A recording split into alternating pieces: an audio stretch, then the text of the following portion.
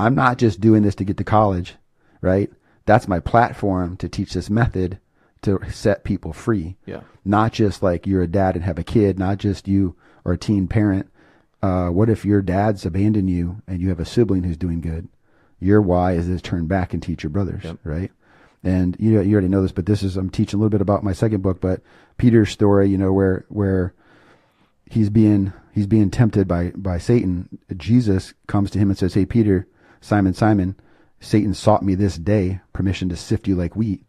And then he doesn't say, "But I got you, bro. I'm your ride or die." He says, "But I prayed for you that your faith will remain strong." Then he says the most amazing piece. He says, "When you're victorious, turn back and heal your brothers." And then when I read that verse and I was in that life, it's just been a life verse for me. So I always wake up and just be like, "Okay, Lord, show me your hand so that I can help Tyler, so I can help my brothers." Yeah. And that's why at North Dakota State, I'd bring my kids and my brothers up to watch me play so they could see, like, dude, if he can do it, I can do it. Yeah. That was a hard question. No, that was a good one. I forgot to take my Zyrtec. Yeah, right.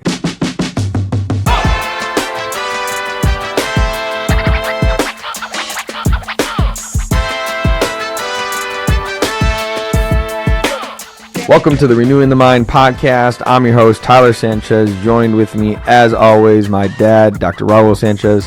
How you doing, Dad? I'm feeling amazing, baby. Like back in the day at North Dakota State, we had a saying, "Those who stay will play. Those who play will be champions. Once a champion, always a champion, baby." There she be right there. Love you. And there's the ring kiss. On this podcast, we teach you how to renew your perspective, move towards uncertainty, and find what's awesome about that in every situation. And never forget it. There's 2 times to be great: when you feel like it and when you don't. Welcome back. We're back in the studio. Been a long time. As you can see, the studio looks a little bit different. We painted some walls, changed some of the camera settings, try to really simplify everything we do here. Got a new LED light that's pretty dope. Got some of these podcast mic covers that show our logo 2 times. Got some shirts. If you're watching on YouTube, you can see our new shirts. We probably won't wear them every single podcast, but definitely try to rep them when we're out in public as well. Yeah, so. And shout out to Thread Snake with my boy up in Colorado. We're talking about the Jensen family who hooked us up with these T-shirts. So you'll be hearing more about them later. Perfect. So we've took a 2.5-year break-ish, somewhere around in there. It's supposed to be a few months. Yeah, a lot of things happened. We'll talk about one of the major things that happened today, and the next time we'll talk about really the biggest thing. I had gastric bypass surgery, so we took a break to heal and get ready for that, and then that just turned into you completing the book and redoing the podcast. I had a child, and yeah, we'll get into some of those personal ones next time on our next episode. But today we want to focus on this book. So if you're watching on YouTube, here's what the book looks like: Resilient Mind. If you've been following us for a while, this has been an 8-year journey, 7-year journey. Started back when we started Resilient Men's Conference, back when Restoration Church was called Morningside Assembly of God. Yes. And you made a commitment to the dudes there that you'd write a book within the year. And then it turned into 2 years and 3 years. Well, so we made a commitment like, hey, I promise by this time next year on the stage I'll have a book out. I started it, ran into a bunch of headaches and just barriers. And then I came to the talk and I said, okay, we're going to do a pre-sale and I'll take your cash. And I knew that would motivate me. And it did. It motivated me for a while. But then so I took some cash, I think that was 2018, and then just kept pausing.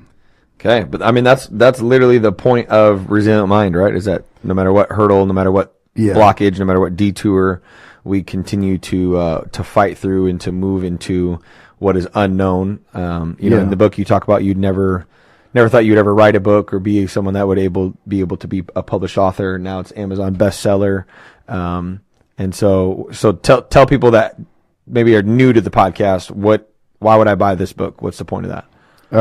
So great question. So we did a Facebook little spiel and people had some questions for us. So why would Resilient Mind book be something that I would buy? Why is this a good book for me? I just hopped on to Amazon real quick. I'm going to tell you what people say. Just you can go Google these. It's an excellent example of the ability to overcome anything. The next one is definitely worth the read. The next one, if you're feeling stuck, then this is the book for you. I really like that one. I talk about being stuck a lot. So if you're being stuck, if you're feeling stuck, or you are stuck, or you have a friend that's stuck and you want to help them, then this book is for you. The next one, uplifting, motivational, inspiring. This book is an incredible tool for anyone, for everyone. A beautiful and honest story that reminds us all the struggles to get closer to God. So that's that. You can go look at those. I just pulled off a couple sentences from several of those, but there's a lot more. They're pretty in depth. Read them. Amazon actually has a AI summary. It's kind of funny as I should pull from it. So that's why I got the idea. But okay, if you're asking me personally, you're like, hey dude, I saw you got a book out. Why me? Why would I read this? Like, is it applicable to me? The first thing is, everyone talks about the ability to reframe everything or turn something failure, like lemons into lemonade, blah, blah, blah. My thing is like, anything you face, any problem you have, and this has been true in our clinic for 25 years, or being a psychologist 25 years, my process is you renew your perspective, is what we talk about at the beginning of our podcast. So anytime you're stuck, anytime you kind of hit a wall, if you just say to yourself, hey, it's here, what am I missing? And then I teach people, especially when I work with business owners and I do executive clients, I teach them to deploy the drone, which is get out your backpack, launch your drone, get an aerial view, and ask the question, what am I missing? What am I missing? If you, instead of saying, I'm stuck, this sucks, I can't do this, all that stuff, you simply just take a break and you say, what am I missing? You'll find a new path, and now you've renewed your perspective. Now we have a new line. Now then the second step then is to move toward uncertainty. So now you have to now you have that line, now it's go time. You got to freaking move. So now as you start to move toward that, you start to discover tools that you didn't have before. So now you're growing, and you'll probably hit a wall again. And at that point, you already know, I'm already moving, I'm already on my way, just pivot, just keep pivoting, and you'll eventually get there. And then the coolest thing in the world is, and this happens, and you said this too, we'll talk about this for you, but like, dude, why didn't I do this sooner? The number one thing when people hit their goal that they didn't think they could hit is, what the freak, why can't, oh man, I wish I would have done this sooner. Yeah. Okay, same, I had the same feeling with the book too. It was like, dang, if it was going to be a bestseller, like I could have finished 8 years ago. Right. Okay. And at that moment you find like, what's awesome about this, right? Then you look back at all the struggles, and those are now feathers in your hat. Those are now wins. And, so if you're asking me what's good about this book, why is it good for me? I teach you how to reframe your failure, your loss, your disappointment, and take that energy and push it into growth. And as you grow, you look back and you find what's awesome about what used to hold you down. So people ask me this a lot now that they, even when they read the book. So if you could put resilient mind into like a sentence, or like, how would you explain a resilient mind to somebody? And I say it this way. A resilient mind is the ability to be crushed by moving forward through your pain in order to find the what moments, what's awesome about that, in the middle of what seemingly sucked. Right? Yeah. So if you put that into the book, when people ask me, they're like, hey, congrats on the book, bro. Like, how long did it take you? To be honest, I get that pit in my stomach, and I feel a little bit like I'm in trouble. Like when you go to your dad or something and you're busted. And I just kind of, yeah. It took a handful of years, and I'll say handful of years instead of saying 7. And now I'm like, okay, if that was somebody else telling me they're nervous about this, what do you do? It's like, just be honest. And the more you shed it, the easier it gets. So now people are like, dude, you wrote a book? I didn't know. Like, you must have kicked that out quick. I'm like, yeah, if quick is 7 years. Okay. Right. And so I look at it as like, I started and quit, started, stopped, hit a wall, changed editors 3 times, like all that kind of stuff. And everybody else is like, dude, it's perfect because that's actually resilient. So I didn't see it as resilience. I saw it as just me punting. Sure. Right? Yeah. If you had to ask me, I would say it's a story that is interweaved into someone that has hit hurdles, broke statistics, blazed a trail, and anyone that has done or tried to accomplish anything in life that didn't feel adequate or like they had the right tools or they were born into the right family.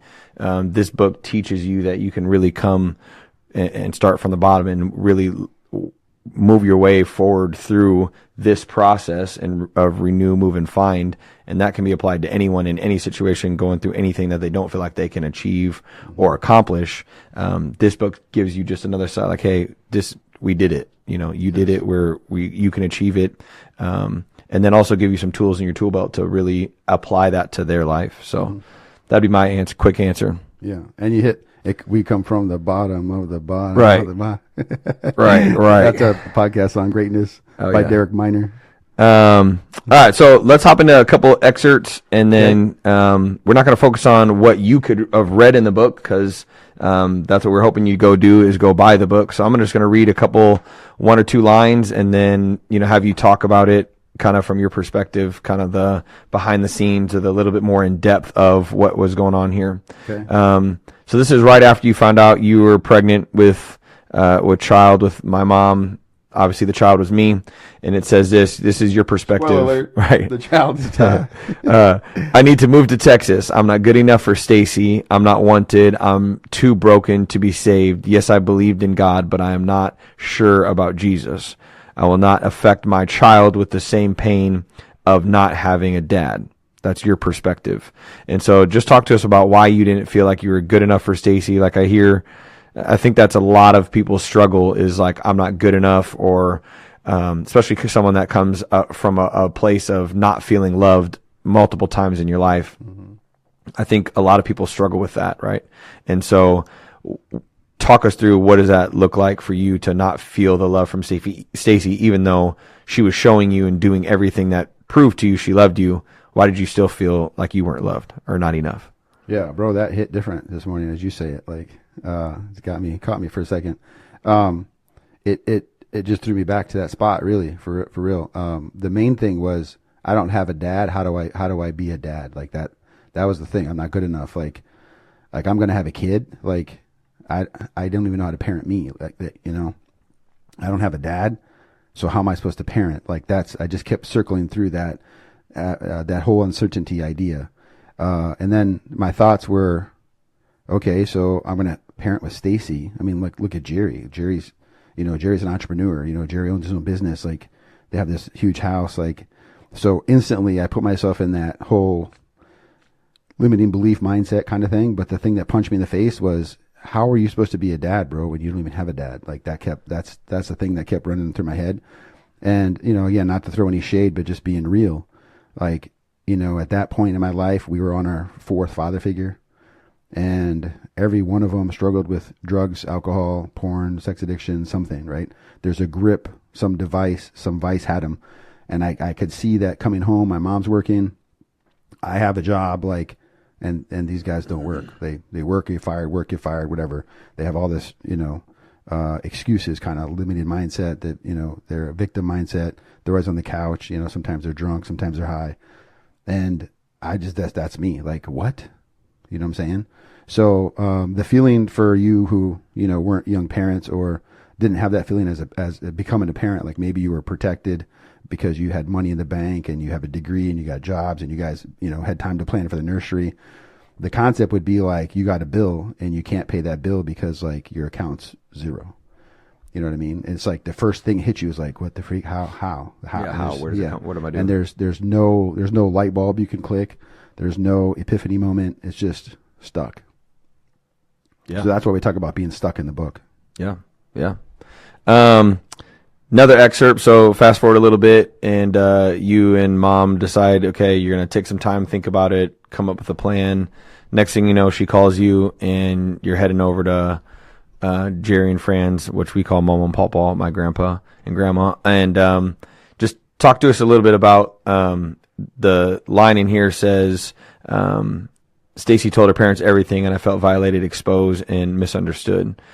The first thing I thought was this idea that, you talk about the Cleavers and just this perfect home that seemingly they had, and then you not feeling like you could fit into it when you're being pulled into a different lifestyle or a different opportunity. Why do you feel like you felt violated, exposed, and misunderstood? I know you kind of just hit on it a little bit there, but what was the biggest piece about that? Was it because you didn't have all the things you just said, or was it, I know you talk about the race piece a little bit there too, like you're coming from a Mexican family into an all-white family, like just kind of talk to us about why you felt so exposed and violated when the Holy Spirit told Mama that, you guys were pregnant. Yeah. So the Holy Spirit thing was later because I was panicked about that. Like, did God tattle on me? Like, Right. But that's later. But okay, so when Stacy called me and told me, it's almost like this, like, me and you were boys, we sneak out, but then your mom catches you and, you call me and you give me a heads up, like, bro, just so you know, my mom knows we snuck out. And I'm like, oh shoot. So now I got to run it. I got to run interference. Like, I got to go ahead of you. I got to go ahead of your mom to get to my mom to just like, frame the story. You know what I'm saying? Like, let me get my mom's ear before your mom does, like that. So me and Stacy, we had a pact. We shook hands. We hugged, and we were like, okay, let's 2 weeks. Stacy's like, I'm gonna pray about it, and I'm like, well, okay, so I'll pray, but in my head, like, I'm a scheme. You know what I mean? Like, how am I gonna tell my mom? Like, how am I gonna break the news? And I know my mom, panicked about money because we're single parent income, and so I thought, okay, I'm gonna get more hours. So the first thing I'd be like, I'm gonna have more hours. Like, I'm gonna start working after school every day, even after practice. I can get to work and I can close, like. Yeah. And so that's kind of the thing. And then literally 2 hours later, after we have this event, I'm thinking we got 2 weeks and it's 2 hours. Yeah. And then so Stacy calls me, and so this was not the plan. This was not the plan. And even worse, like, I'm finally trusting you. I've cracked the door open. You get behind the cell protection. You can see, Yep. You see my inventory. It's not a lot. Like, I got what I got. And all of a sudden she exposed me. Yep. She like stuck her foot in the door, and then all of a sudden she shows her parents like inside. So that's why I felt like I was cheated or exposed or something. Yeah. It's like, what'd you say? Like, what'd you say about me? Like, how did you describe, like that? Like, I feel like somebody told a story and I didn't get to run interference, if that makes sense. Yeah. Yeah. And I don't want to tell too much of the book because this is a really great part where the way Mama and Papa responded to that is just absolutely incredible. Yeah. But I think let's jump to that. There's a question that Tony had about Jerry's response. Oh yeah, Bridget. Or Bridget. Yeah, sorry. So let's not say how they responded, okay. But in this response, it's an incredible response. As a dad of 4 daughters, I think about, man, how in the world could he and both of them could have responded that way?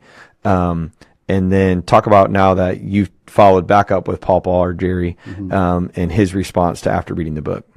Yeah. So we talked about after reading the book, and he had all the feels. He cried, he laughed, all of it. And the part that he was most shocked about, and the question is, how did your father-in-law, how did Jerry press through that pain and yet stay so close to God? Respond in that incredible way. Respond in that incredible way. Which you'll have to get to the book to read how he responded. Yeah, it's really, really, really dope. Which shocked the crap out of me too. But so we call him, we talk to him, and he just laughed about that part. But he says, you know what, they're retired and they're getting up in age, and you ponder a lot in life, and you look back a lot in life, and people don't regret what they tried and failed. People regret what they didn't do. And so he got teary on the phone, and you can tell he's choking up a little bit. And he was like, this book really healed me because I didn't feel like I did enough. So for those of us who are on the outside looking in, we're like, wow, how did it respond so incredibly? But then he's like, I knew I could have done more. And so Stacey and I are talking to him on speaker, and we're like, what do you mean? You did good. And he was like, well, I had these thoughts to take Raul and to do devotions, and I never did. And I had these thoughts to, like, we're going to do Bible studies, and we didn't. And he's like, I just feel like I could have done more, that whole thing, the regret side. Yeah. And I had to remind him that I started asking questions after how he responded. And I ended up going to one of his men's Bible studies, which I didn't put in the book just because that's next book about being a resilient dad. But in there, I started going to this Bible study, and there's all these old dudes, and I'm the only young guy. But thankfully there was a guy in there who was married, who he had a woodshop business up in Okoboji, up in Spirit Lake actually, and he had a daughter named Abigail, the same age as Tyler. And so I would go to him and ask him questions because he was more relatable to me. I was like, hey, so when your kid does this, like, do you spank? What do you do? And so that Jerry forgot about that too. It was like, no, I went to that Bible study, remember? And so that helped him understand too. It was like, okay.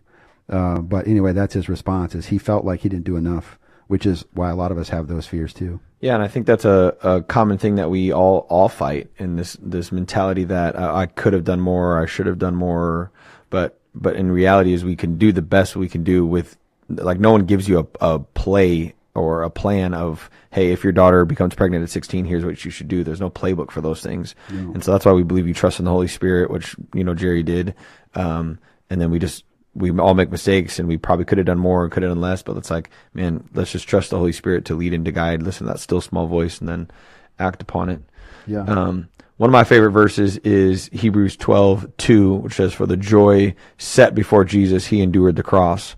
And we use that a lot in the podcast, that you have to have the end goal in mind. You have to have your why, that thing that is pulling you through any tough times you face. So in the book, you talk about, and the excerpt says this: "It is crazy to think about those days and look back at them, but that crib was an altar for me. I could look at Tyler's crib and see the hand of God." And you talk about this idea that even when I wasn't there or was there, the crib in your bedroom is the thing that kind of motivated you to be a better dad and to get a scholarship. And you talk about, some nights you'd wake up and work out to be motivated. Just talk about what keeping that the main thing or the end goal did in the process of renewing your mind to move you out of that, the seemingly terrible situation, to keep you resilient. Yeah, it's really crazy because, when people think about the book and they hear the whole thing, one of the questions they always ask is, how did Jerry and Fran trust you, coming from a broken home with a kid? They're a Christian family, intact family. Why would they trust you? And that's a question that really kind of hit me, because I didn't ponder it. I just, there's just things you just do because you just know. And so once I got past Jerry and Fran aren't going to shoot me, once I got past like, okay, maybe I can do this, but I've got to figure out who I can talk to, where I can learn. First thing I said to Stacy is, I'm going to put a crib in my room and Tyler's staying with me. And Stacy's like, well, I don't know about that, because, no one's going to be home, all that kind of stuff. So we worked through it. But I think it was my confidence of like, Tyler's coming home. And I just had this desire, like, I can. So one of the things about me is like, if you say I can't, you just lit a fire under me. You know what I'm saying? So the whole idea that, I don't think Jerry and Fran said no or nothing like that. But in my head, all these people thought, you can't do it. Watch me. So I put the crib up. And then what ended up happening is, you'd come and spend the night. We hang out, we played. My little brothers are around. You loved your uncles. We'd play wiffle ball. We do all these fun stuff. And then when you were gone, I would actually look at this and I would just say, I'd start to pray, like, Lord, thank you for letting me be a father. And I'd pray over you and pray over the crib and be like, I want to be the most amazing father ever. And so that became my stuff. And so sometimes, you're busy, you go through life, whatever. I lay in bed and I realize, I think about the crib, like, man, I'm not doing enough. So I get up and work out. So it was like, I got to get a scholarship because my mom can't afford it. Right. Yeah. And in that today, so apply that to today. What should people do today? Like, how do you take that concept and apply that today? They're struggling. Some sort of life has thrown them some sort of curveball, obstacle. Yeah. What do they need to do? They need to, keep something in front of them, a constant reminder, put a crib in their room. 1,000%. That's why you see people like write on mirrors, right? Yes, or like 1,000%. So like, we talk about this all the time. You have to begin with the end. So if you have a goal, it doesn't matter, whatever goal, I want to run a marathon. First, the question I'm going to ask you is like, what's it look like? People always go, wait, what? You want to run a marathon? What's it look like? I don't understand what you're saying. What's it look like? Like, what are you going to wear? What are you going to put on? What kind of watch you accomplished it? What would it feel like? Are you going to get Gatorade? What kind of? And they start to think about things. And the reason why that's so important is the back of our brain. We have a spot called the RAS, the Reticular Activation System. It's literally like a whiteboard. And when you put it in your brain and you add sensory to it, like sounds, feels, smells, all those tactile things, it goes in 3D. And then as you're walking through life, your brain looks for it. We laugh about this all the time. Like, as soon as somebody says something like, bro, I'm looking for this lava truck, right? The next thing you know, you're seeing that truck all over the place. Yeah, right. Okay. And so that's because you primed your RAS, our reticular activation system. This is funny too, but when you were in high school, remember when I was trying to lose weight? I had to drop like 40 pounds because I hit like 260. Yeah, 265. I hit 260, and I woke up that morning and I'm like, no, this isn't happening. So I started looking on the internet for like what ripped dudes look like, kind of, and I took pictures of them. And then we went to your kicking camp in Denver, and I bought that outfit. Yeah. And it didn't fit, right? Spent like $400 at Banana Republic. And I hung it up and put it on my closet door, right? Every day I go in and out of my closet, I see that outfit. Yeah. And it took like 18 months. And then I finally like lost the weight. I put that outfit on. I felt What's it called? Motivational buys. I felt like $1 million. Yeah. So for people, the crib was mine, right? in this instance, losing weight, that outfit was mine, right? But you have to figure out what you're doing. Like, I'm stuck and I want to get there. Write out what it looks like, what it feels like, what it smells like. You might have to go on the internet and grab a picture or grab somebody. Yeah. Now you can grab a video nowadays and then just look at that every day. Yeah. Because you're priming your RAS, and then your RAS starts to develop that for you. Right. The other thing I did is I had Sports Illustrated magazines, and every time there was a dope running back like Eric Dickerson, I'd cut him out, Barry Sanders, and his pose, I'd put him in 3D, put a little cardboard behind it, and I'd tack it to my wall. So my wall and all the way around had a border of elite athletes.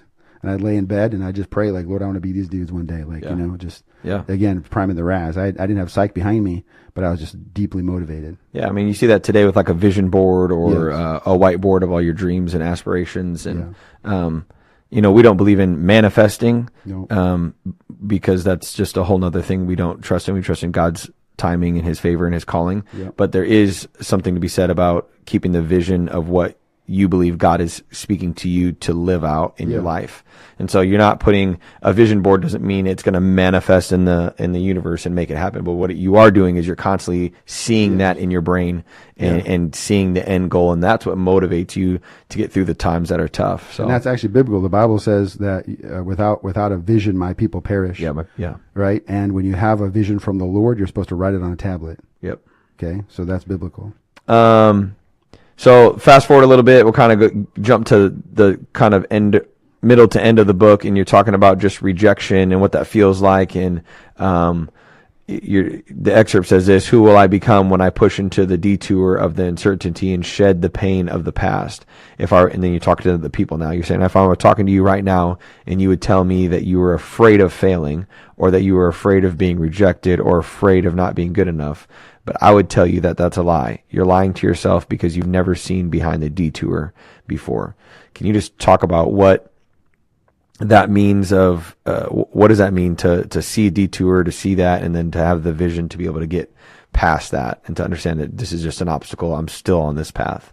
Yeah, because everybody is so easy focused. Like, we think like, okay, here's me, and then this is my goal. And we just think like that's going to be like a flat, just walk in the park, or literally I can pedal 10 times and I'll coast to my victory. Like, that doesn't exist. It's that's what we call it, a climb. Right. I start here and I'm going to climb up, and that even's too easy, because that climb, the movie, Lone Survivor, where, they climb up to the mountain to call their plane, and they realize it's a false summit and there's all these other giant mountains. That's what it looks like. So here's me, here's my goal, and I can see it in the horizon, and I climb to go get it, and all of a sudden that's a different mountain. I come back down, and this is where people quit. Yeah. Everybody has motivation to jump, and they launch, and they post pictures, and they're like, "Oh, I'm going to get it," and then as soon as that kind of falls back down, they lose momentum and they start to plateau. That's where they set up a barrier. And I think that's the detour. I think it's the unknown too. One of my football coaches in high school, I just remember so vividly. He'd always said, like, there's rare games where we're never gonna or we're gonna go. They're not gonna score on us. Correct. Because you can see it, and we watch it all the time. High school football, high school sports. It's like, as soon as the other team scores, it's like, oh, the game's over. It's like, there's rare games where the defense holds a 0. Yeah, correct. And so it's like the anticipation. I remember he told us, like, they're probably going to score 21 points. We got to score 28. We got to score 23. We got to score 24. So it's like, going into it, if I knew, okay, that's not the real summit, and there are going to be detours, there are going to be moments where I get knocked down. It's almost that understanding of, like, the reality is it's going to be hard. And if I go into it knowing there's going to be detours, obstacles, if someone told you, hey, it takes normally 7 years to write a book, that would have been different. But you had this idea that it was going to take 6 or 6 months or a year. Yeah. It's like you kind of went into it almost with this false reality, and then reality happens, and our perspective and reality don't match up, and that's where disappointment happens. That's correct. And so it's like, man, if we can really understand that there are going to be detours, there's obstacles, there are false summits, and just anticipate that. Yeah. In reality, if I can get people to see, okay, I'm here, I have to get here, and I'm going to go up, and then that false summit, and what do I do when, like, nothing's working? What do I do here? The idea, this is where, the Success podcast, Secret to Success podcast, they talk about, like, what do you do when you're in the hole? Yeah. Right? So now nothing's working. I'm in the hole. So now we go back to the drawing board and we prep, and we're still doing workouts. We're still whatever. And then if they can start to come back up, they have it. That person right there, I can coach them in anything, because it's this. Look, they can get motivated, they can climb, crap hits the fan, they're on the down and out, like nothing's really working, but they're still climbing, they're still moving, they're still making progress because they haven't returned home. And then now they just repeat that. And now they got like 7 peaks and valleys to get, and all of a sudden, boom, they get it. Yeah. Once you get one full rep, like up, down, you got it. Now you just have to repeat it, rinse and repeat, because that's just what it looks like. I'm climbing or I'm recovering, right? But my recovery doesn't mean stay in bed. I'm working out, I'm redoing my shoes, like I'm, red light therapy, whatever. That's why they say fail fast. That's correct. That's exactly what we talk about. Okay, another question you get all the time, and I got as a child of teen pregnancy was like, why did God allow this to happen? Or the other question is, why did God cause this to happen? Because we understand that God allows and causes everything to happen. Everything's under his sovereign plan. And so a lot of people go, well, God had you or forced you, or it was a part of God's plan for you to get pregnant at 17. Mm-hmm. And then from my perspective, it's just like, my parents didn't, when I got married, I was like, okay, is this a good time to have a child? Year 1, no. Year 2, no. Year 3, I think we're ready to have a child. We planned and prepared. At 17, you and mom didn't sit down and say, it's a great time to have a child, our junior year of high school. So when people ask that, what's your response to that? Why did God allow that, your teen pregnancy to happen in your life? Yeah. The first thing is there's sin in the world. And if you believe in God, you have to believe in Satan, the devil, demons. The Bible says that Satan is a fallen angel. He was manipulative enough, and he can fake like an angel of light, and he manipulated 1/3 of the angels to fall with him. So they're fallen angels, they're demons, and they roam the earth. So just like Eve was tempted by Satan / the serpent in the Bible, who says, hey, did God really say? It's questioning authority. So, Stacy was always like, hey, we can't do this. Like, it's not biblical. And I'd just be like, who said? You know what I'm saying? So how did that happen? How did God allow it? To be honest, I pushed. And then when I realized, like, she put on brakes, like, okay, I'm not going to push anymore. I'm going to hold up. And then unfortunately, like, when just those moments happen, she pushed and I didn't have the brakes. Like, I in my head, I wasn't thinking I'm waiting for God to tell me yes. In my head, I'm thinking I'm waiting for her to say yes. And that's just a kid who's trying to figure out God. Like, so why did it happen? Well, because there's sin in the world. Why did it happen? Well, because we have free will. Why did it happen? Because I wasn't submitted to God fully, and Stacey was, but she wasn't trying to like cut me off by making it so black and white that like I couldn't, Yeah. And so there's all those reasons. So in short, it happened because of our choices. It's that simple. Yeah. I think, and I use you guys as an example of why a Christian should not date a non-Christian, which is a bad example though too, because it did work out. And so it's like, but the only reason it worked out is because Stacy was authentic enough where I could see through her. I didn't believe Christianity was a front. I didn't believe she was fake. I didn't believe God didn't exist. Right. I didn't want to go to church just to date Stacy, even though that's how I started.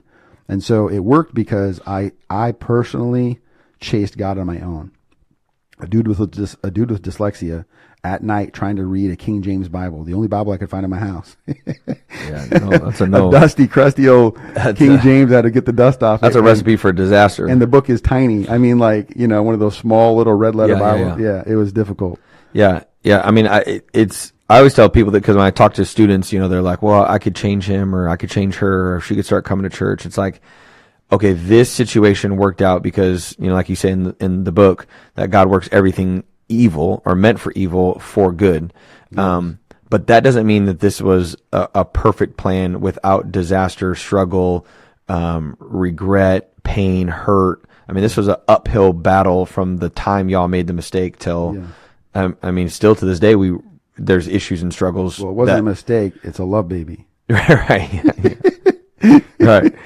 But that's a serious topic that like, is this, in the book, you contradict yourself and you say you do on purpose. You say I would never wish teen pregnancy on anyone, but at the same time, I would go back and do it all over again. Like, that's the hard part about saying, well, I have no regrets in life. Well, because if you would say you had regrets, then that means you would regret having me and Terrence, Tave, and Valencia. Yeah. So, but at the end of the day, this is not the easiest blessed plan for your life. Yeah. It's two Christians getting together, dating, staying out of keeping sexual purity the thing until marriage.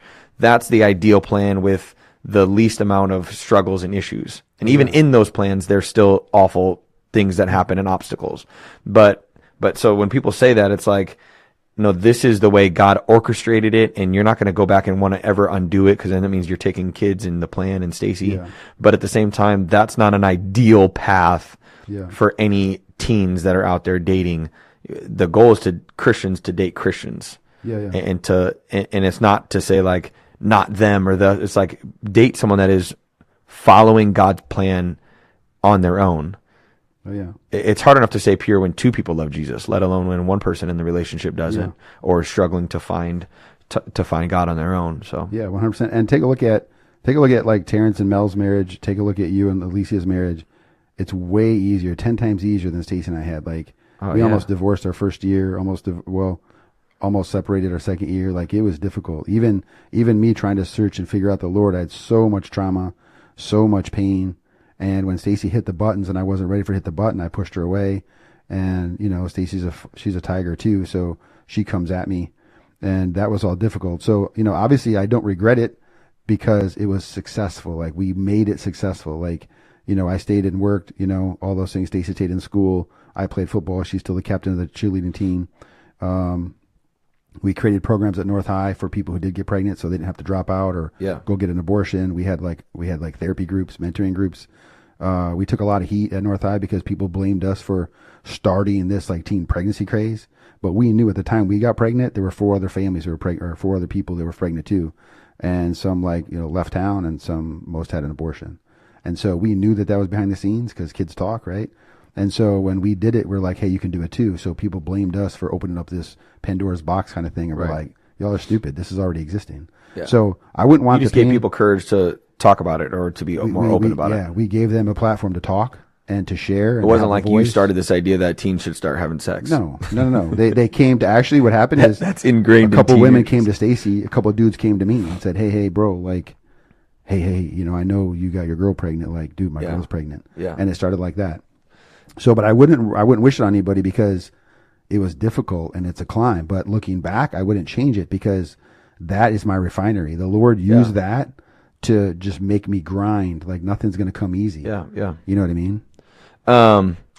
So as someone that worked in youth ministry and really believe that God puts certain people in people's lives to plant seeds, and then, you know, going in youth ministry, there's rare occasions, I shouldn't say rare, but it's the minority of times where you have kids that after Wednesday night are like, I'm so thankful you're investing in my life. You know, it's like, where's the pizza? You know, or like, can I drink 5 more Mountain Dews? And then you have a whole portion, and I'm not going to be able to go through everyone, but you just talk about people in your life that, you know, anywhere from Grandma Ruth to Aunt Jerry to Valencia and Ray, and like just all these people that have invested in your life. Can you just talk about like now knowing what we know, that at that time you didn't know that they were planting spiritual seeds in your life, but looking back on that, like what was that impact on your life? That's 1,000% the work of gratitude. So when I started, you know, I was older, we were in Iowa City. I was working with my mentor, Frangipane.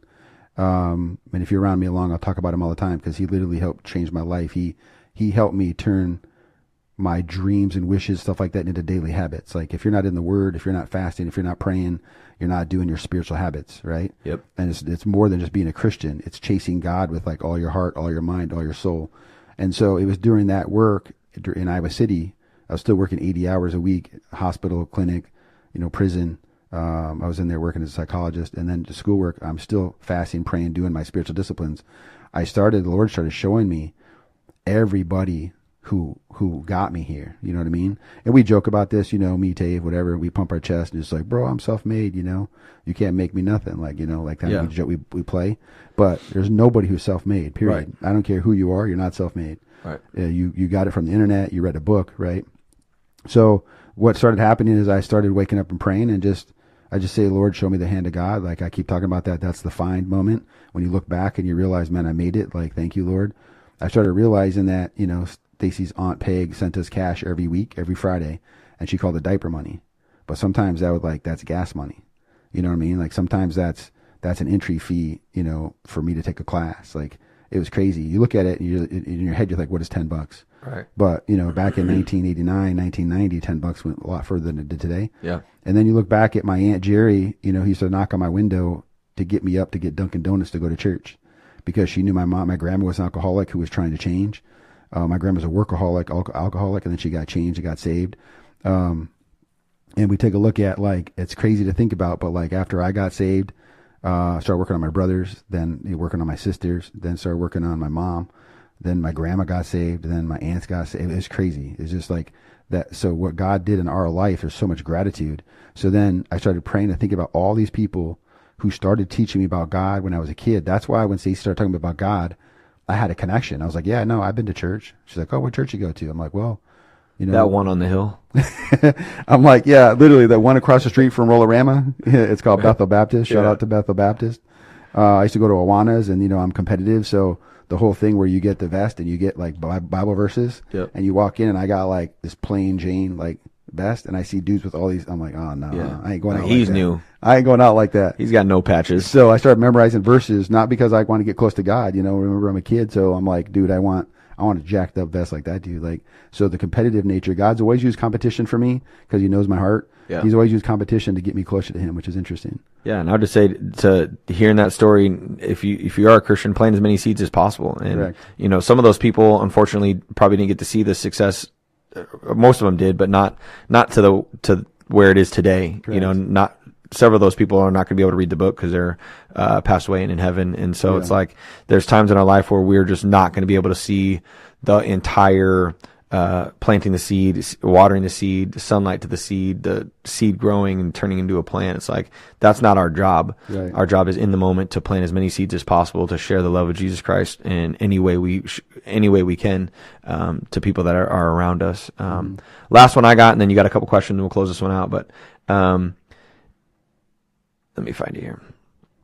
You talk about being healed from all of the dad wounds that you had, and you talk about how I bringing me into this world was a healing process for you. You said like Tyler farts, he burps, boogers, poopy diapers, peeing and missing the mark. All of this brought you to a renewed idea of being a dad.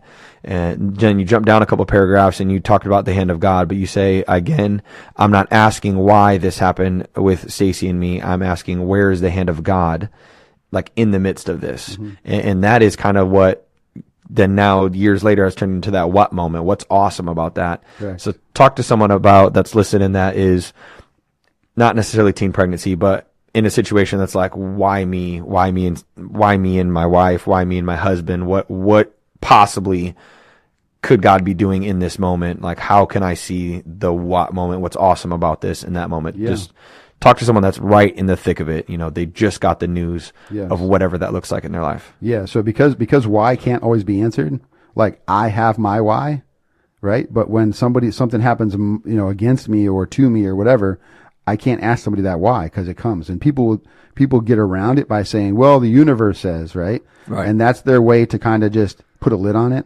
Because if I actually ponder, why did this happen? It pins me. I'm like on a merry-go-round just going like this. And so I always say it pins me. It's like a dart or an arrow that stuck me to the wall. Yep. And I'm pinned. I'm anchored. I can't move. And it doesn't do any good. So the hand of God is my way to like pan back, right? Deploy your drone and ask, okay, where's my line? Start moving. And then you look and you say, okay, where's God in this? And that question is because we are created for a purpose, right? Yeah. We are created to be a blessing, right? To bless others. Yeah. We're blessed to bless, that whole thing. So the concept is, okay, if I can figure out where's the hand of God, I know my mission. I found my personal why. And I noticed like when I was there helping you, I was healing my brothers. And that's a hard concept to talk through, but just knowing and helping you, I was helping them. So when you were at our weekend, we took a wiffle ball bat, I cut it down just to the handle, skinny handle, and I left a little bit inside of it. And I put a weight, the cushions you put on the back of the weight bar. Yeah. And I taped that all up, and then I started teaching you how to hit. And back in the day, like, I taught you how to hit like Kirby Puckett, like take your step, anchor, and just yoink it. And so we're pitching in the living room. And so I started putting pillows down, like, hey, if you get this pillow, I'll give you like a treat. I don't know, M&M or Skittle or something. and then you would hit it, and then I'd give you a treat, and then I'd hit, and then my brothers would come to me and say, hey, Roller. They call me Roller because I just roll with stuff. That's my family nickname. I've always just been chill about a lot of things, and so they'd be, hey, Roller, look, I got, A's on my test. Hey, Roller, look, and they started using me that way. And so it got to me because I started thinking, where's the hand of God? So like, if I can work on healing you and me, I started seeing like, wow, this system I'm using with you is healing my brothers. Yeah. And then Andrea is your age. So Andrea would start to come in and she'd be like, look what I can do. Look what I can do. Everyone's like seeking my attention. And again, that's no shade of my mom. My mom's holding 3 jobs down. So yeah. And you talk about that in the book. Yeah. My mom's a beast. So she's holding it down. So she's literally the provider. We talk about that being the PO, like the provider only. She's out providing. Like she's got her locked. She's locked down. And so where's the hand of God teaches you your path. Like I'm not just doing this to get to college, right? That's my platform to teach this method to set people free. Yeah. Not just like you're a dad and have a kid, not just you or a teen parent. What if your dad's abandoned you and you have a sibling who's doing good? Your why is to turn back and teach your brothers, right? And you already know this, but I'm teaching a little bit about my second book, but Peter's story, where he's being tempted by Satan. Jesus comes to him and says, hey, Peter, Simon, Satan sought me this day, permission to sift you like wheat. And then he doesn't say, but I got you, bro. I'm your ride or die. He says, but I prayed for you that your faith will remain strong. Then he says the most amazing piece. He says, when you're victorious, turn back and heal your brothers. And then when I read that verse and I was in that life, it's just been a life verse for me. So I always wake up and just be like, okay, Lord, show me your hand so that I can help Tyler, so that I can help my brothers. Yeah. And that's why at North Dakota State, I'd bring my kids and my brothers up to watch me play so they could see like, dude, if he can do it, I can do it. Yeah. Yeah. One of the questions that we got was, that was a hard question. No, that was a good one. I forgot to take my Zyrtec. Yeah, right. Throwing sand. One of the questions was my perspective on it, on the book, reading it. And so I'll hit on that. And then I think there's maybe one more question you got over there and then we'll close this out. But my perspective is it's hard I shouldn't say hard, but reading the book, it's not anything new. Cause like, obviously I lived this story. Yeah. And so I think for me, the cool part was to hear and to see the flow of the book, and that it's a self-help book, but it's also our story. Mm-hmm. And to me, it's motivating to know that, and I've told you this, time and time again, that I'm so thankful for you and Mom, and I call you guys statistic breakers and trailblazers. And because, like you said, you never would wish this upon anyone because the statistics aren't there.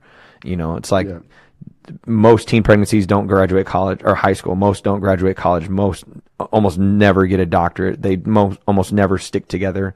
They most never have other siblings. They most of the time end in divorce. It's like everything that normally happens didn't happen. And so number one, kudos to you and Mom. I try to give you guys your flowers as much as possible and say thank you so much for choosing life. Yeah. And so I think the book is, as I was reading it, it's like, man, this could change people's lives because this is our story that we know, but putting it in such a palatable way that people can read it, understand it, not only understand it, but then get some tools to apply it to their life. It was exciting for me to think, man, we got to get this out to as many people as possible. Yeah. Number one. Number two, I struggled growing up with people saying like, oh, your parents didn't want you, and your parents, me and Elisa were talking about this the other day. You're a mistake. Yeah, I was a mistake, and your parents didn't even think about having you, so why would they have you? And it's like, as hard as that was, I also understood the fact that because it was in such a tough situation for y'all, for you guys to choose to have me was a harder decision. Correct. So you maybe don't want a child at 27 when you're married and you're like, oh, this isn't the time, but you still had a house and a home, and it's like, it's still going to work out. It might not be God's timing for your thoughts, but for you to say, no, this wasn't planned, and I still want to have a child at 17 in all the circumstances. That to me is like, man, you guys, obviously it wasn't planned, but you guys chose to continue the process, even though knowing statistics and everything that you're facing. Yeah. And then the last piece I have is just, God has given me talents and abilities to bring joy to places, and you said it too. And we've talked about this before. Just even the wiffle ball thing and playing with Gene and Ben and my uncles. Like you've talked about it before too. In a house that, and there's no shade to anyone, but your house didn't have a lot of joy before I got there. Papa and Mama talk about they were in a really tough time, and I brought joy. And so to know that that's ingrained in who I am, that I came from a situation where necessarily wasn't planned to bring me into the world, but God has given me an ability to light up a room, and to bring joy into the world. And that's what you see in my youth ministry. That's what you see on Sundays when I preach. Now you see that in my children. It's like the decision that goes back to, Bomb in a crazy situation decided to have you in a crazy situation decided to have us.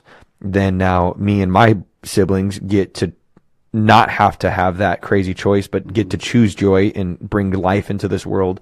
Now I have 4 daughters that light up the room every time they go. Like, that goes all the way back to that decision. So when I think about this, it's like, man, if you're reading this or listening to this, tough choices always pan out.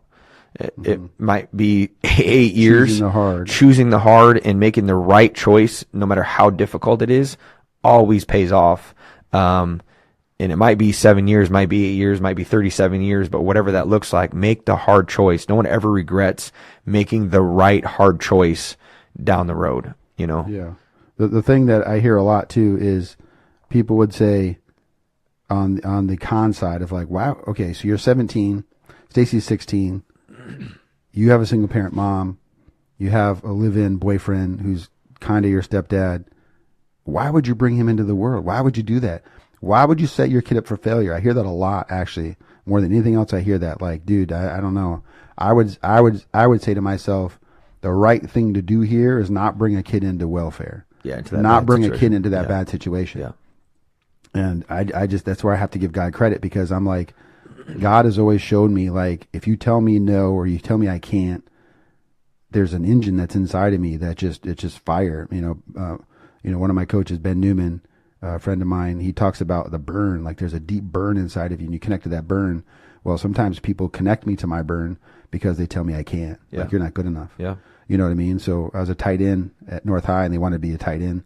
As a freshman, I don't remember the numbers exactly. I caught like 4 passes, maybe 6 passes, whatever. But like every time I caught the ball, I scored. And I went to my coaches like, dude, I want to be a running back. Because every time I catch the ball, like 6-yard slants, dude, untouchable. And they're like, no, you're a tight end. I want to be a running back. No, you're a tight end. So I busted my butt, and I became the fastest. I was a little slower than a couple of the running backs that year, freshman year. I busted my butt to be the fastest on the team. There's a kid on the team, you know, sophomore year. I'm as fast as him. Maybe not faster, but as fast. And I had to make the coaches mad because I went over and tried out to be a running back, like during those early practices, and they kept sending me back to tight ends. And I had a grad student from Briar Cliff. His name's Tim Schmidt. I went over to him. I was like, bro, I want to be a running back. Why am I here? And he's like, freaking go over there. And I was like, they keep sending me back. And he goes, just go and don't leave. So I just fist bumped him. I went over and I became running back. Like, there's an engine in me that when you tell me I can't, it turns on. And so, you know, God knew that, right? So when this problem happened, there was a lot of people who told me no. And so it put me in that position. I didn't do it just to spite people, but I did it because I'm like, dude, what if I could become a great dad? You know? And that's the begin with the end. So I started, what does it look like to be a good dad? I'm present. I'm there. I play with you. You're not afraid of me. Like all those little things. And it works. You know what I'm saying? The other thing that we laugh about, Stacey and I laugh about a lot, when you send us Milana videos, when we, on a Friday night, we'd order like Jerry's Pizza or we'd go get Pizza Hut. Stacey loved the mushrooms on Pizza Hut. So we go get a Pizza Hut pizza. We'd sit down and we would just throw a ball to you and watch you say stupid stuff. We'd put a slide in the middle of the room and watch you just dance and just whatever. So you brought a lot of joy. And you know, we just sit around and watch Milana now. We laugh all the time. Like, that is literally Tyler Jr. Right. Just the stupidest thing she said. The other day when she sees my bike skid mark. So I got a bike trainer. Yeah. And one day I was just riding really hard, whatever like that, you know, and I kind of stood up and I was going with the song and it slipped off the trainer and burnt the carpet. Yeah. It was like, so Milana was over here and she saw that and she's like, ew, why'd Pappy farted? Yeah, Pappy farted on the carpet. Just randomly, spontaneously, Pappy farted on the carpet, you know? So just those things just make you just laugh completely. Yeah. So, yeah. You got one more question over there, or is that it? No, that was it. The last question you answered, which is, what does Tyler think about? Oh, there's one more, but we'll do a different podcast on that. The concept is, you know, there's not a lot of thoughts about Stacy. What does Stacy think about when, you know, when she told her parents. We'll have to pull her up. I mean, there's if you go back on the YouTube channel or even our podcast, we have a mom's perspective. Yes. And that's kind of her side of the story. But we'll pull her up for the book side of it and get her to talk about, what she felt while reading this book or her insights into some of these stories. So we'll have to do that again on a different time. Yeah. I just want to end the podcast by saying thank you. Thank you for choosing life. Thank you for making the hard choices. Thank you for studying, the late nights, the workouts, just everything that you've done. Many people, I mean, this book doesn't even seem to cover all the statistics you and Mom have beat and the fight that you guys have. And looking back on it now, everyone thinks like it was, everyone thinks it was an overnight success, but there was years of climbing and loneliness and fighting. And, you talk about it a little bit, but, family issues and dynamics. And now on the opposite side, it's incredible and people love Jesus and are following God's plan for their life. That's not how it always was. No. There's been a lot of bumps on the road. And so I just want to say thank you. Thank you for being an incredible dad. Thank you for loving me. Thank you for loving my grandkids. And if you haven't got the book, go get this book. It is life-changing. It will speak to you, speak to anyone going through a struggle, give you some tools in the tool belt to be and to create a resilient mind and to fight through anything that God is or anything this world has thrown at you by trusting in God and his plan for your life. So, yeah. The thing I'll say to you too is, if you're working with a therapist or a coach or somebody and they don't trigger you safely, like let you know what's coming and then walk you through some pain, you're not actually developing a resilient mind. You're just being avoidant. So there's a lot of people say, hey, you don't have to walk back through your trauma. Okay, cool. But you don't have to. If you don't, you're not going to find the tools you need that's going to help you climb your next mountain. I totally believe when you fall down, there's tools there. Do some search engines, figure it out, and then pick up some tools to add it because you're going to need that tool to unlock your next checkpoint. And you're going to keep doing that, repeat. And the things that you think would break you actually provide a tool for you to become great. So we always say there's 2 times to be great, when you feel like it and when you don't. So let's go. Perfect. Hey, and if you're watching on YouTube, give us a like, subscribe to the channel. If you're listening to this podcast anywhere podcasts are distributed, leave us a review. Next time on the podcast, we're going to be talking about my story and my health journey over the last 2 years. Down 165 pounds, had gastric bypass surgery, really just changed every single thing possible. We got to change the thumbnail, because I look bloated. I look like I'm inflated. And the last video we did, it was prior to gastric bypass surgery. So it's been just a whole life change. And so I got some tools that God has really given me through this process. So that, regardless if you need gastric bypass surgery or not, there's some health principles in there that God has really placed upon my life. And I believe that I'm going to try to, as we say, we just keep passing it on to change other people's lives. So, all right, never forget it. There's 2 times to be great: when you feel like it and when you don't. Peace out. Peace.